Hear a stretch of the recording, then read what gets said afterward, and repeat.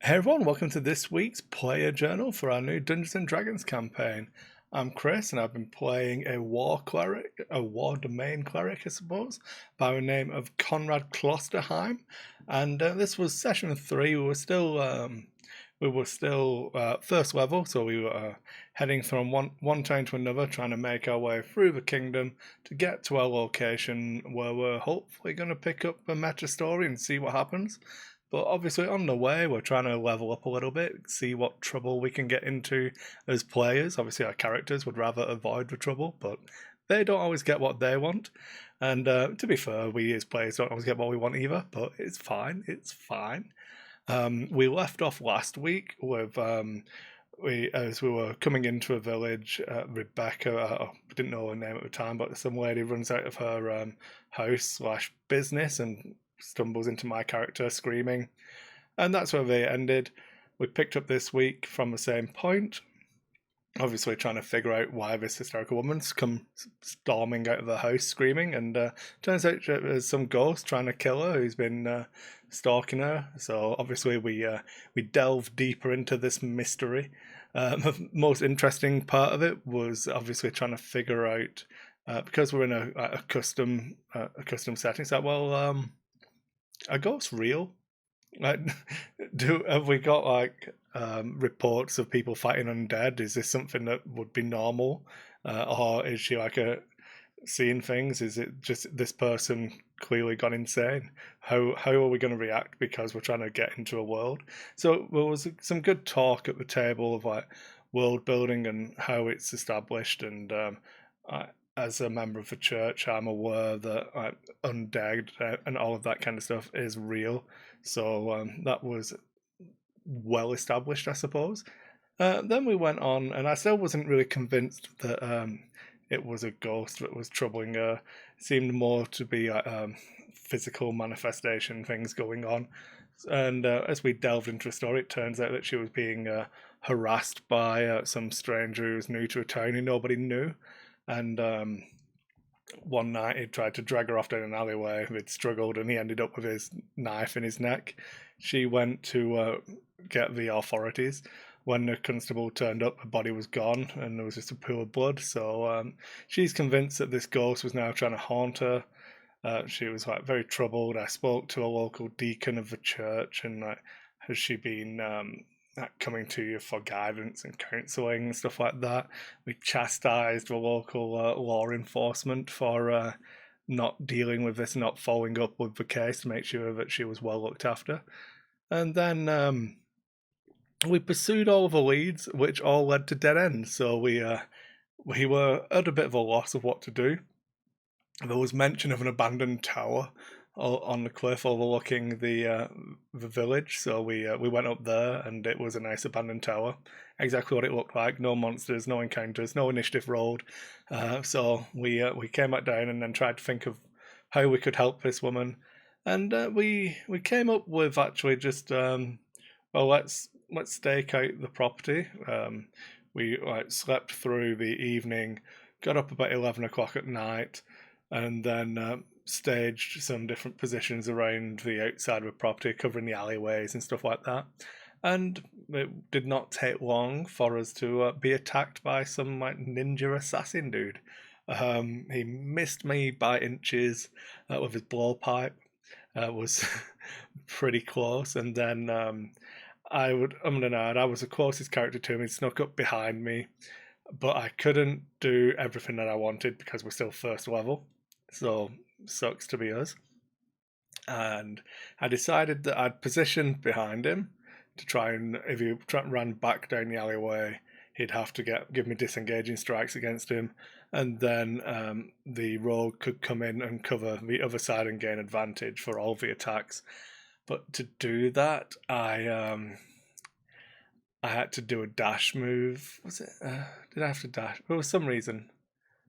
Oh no, I'm human, aren't I? That's the one. I'm human, so I had to cast a light so that I wasn't going to be at disadvantage attacking him. Um, and I'd gone back and forth of, well, do I just swing with the hammer at disadvantage, or do I illuminate the situation so everybody else knows what's going on? So I got behind him, cast a light, And then I was going to cast what's the spell? The armor Shield of Faith. I was going to cast Shield of Faith to put me up to armor 20, and I was like, it'll be fine. I've got armor 18. He can't be that good. We're only first level. What are the chances? And sure enough, Greg rolled an 18 on a to hit. I've got 11 hit points at first level, and he did 9. He did 9 hit points to me, and I was like, it's okay. I can reduce that by 3. I've got the heavy armor feat to reduce slashing, piercing, and bludgeoning damage. So, oh no, it's magical. I was like, shit. So I had to make a Constitution save. It had been coated in some form of poison. It's me. The dice hate me. I tend not to do well at if I'm ever playing in your game and you just want to kill my character off. Don't like throw waves and waves of enemies at me, because I'll kill all of those. It'll be fine. Just make me make one saving throw and then I'm done. I failed my Constitution save and went down. Didn't really know what was happening. It turns out it was only sleep, so I was fine. It was all okay. I came to a round later when I finally passed my DC 12 con save. But at that point, most of the action had taken place. I got one good hit off onto him, and then he smoke bombed and tried to run away. And myself and a rogue flashed weapons when we swung to get our disengaging strikes off, and he made it a clean break. The rogue ran after him, managed to catch up because it was an alleyway. It was only one way he could probably run because he didn't come out on the map in front of our other players. So the rogue caught up to him, and then he had a potion of gaseous form, so escaped again. And then we actually managed to figure out, well, fair enough, he turned into a gas, so he's left no tracks. What are we going to do? So, well, he had to get here, and I doubt he used gaseous form to get here when he has to drink a potion to do it. So we looked around, and I prayed on it as a war cleric and gave some guidance to everybody else, and they managed to find the tracks, and we tracked him back to his little hovel, and he was staying in like a fisherman's shed, and we kicked the door in, and I was like, okay, let's try and not kill him, because we want to find out why he's harassing this woman. He's obviously a trained assassin if he's got poison weapons. Like, a potion of gaseous form is pretty shit hot for a level 1 adversary. And he drank a healing potion in the combat as well. So he's obviously like tooled up, really well equipped. We probably don't want to just kill him, find out what's going on.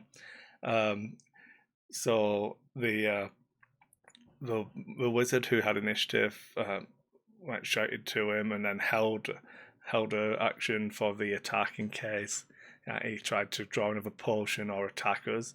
And then I went in and tried to grapple him, and then the rogue came in and just stabbed him in the back and severed his spine. So I was like, can I spare the dying? The DM was like, yep. So he's paraplegic and can't talk because the rogue severed his spine. The rogue critted and did like 20 points of damage when he was already down to like 1 or 2 hit points. So it didn't give up any useful information, but we got a crap ton of loot.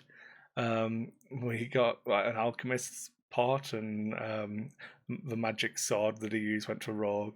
I was like really nice. I only took like my share of the gold, and not much else really. Everyone else got magic items, and it didn't really bother. I didn't feel like I missed out not taking stuff. The rogue's now better equipped, can do damage. The wizard's now got his cool pot where he can make different potions, which is kind of where the character he wanted to go. The character anyway was more of an alchemisty type wizard, and it just leaves me and the fighter, who didn't really get anything too cool, just extra money.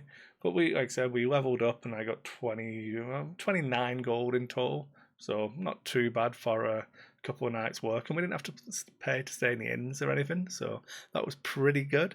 Yeah, so level 2, I took Lay on Hands for my is it Lay on Hands? Yeah, the touch healing spell was the only real agency I had. and yeah, it was fine. I've got more hit points to stand in front of things now, and I can use channel divinity, so I can like get +10 to my hit rolls. So I definitely get to smoke more things, and hitting stuff with hammers is good fun. Yeah, that's about it. I'll keep this video relatively short. Thanks for watching, everyone. If you enjoy the content, make sure you subscribe to the channel, and yeah, we'll see you on the next one.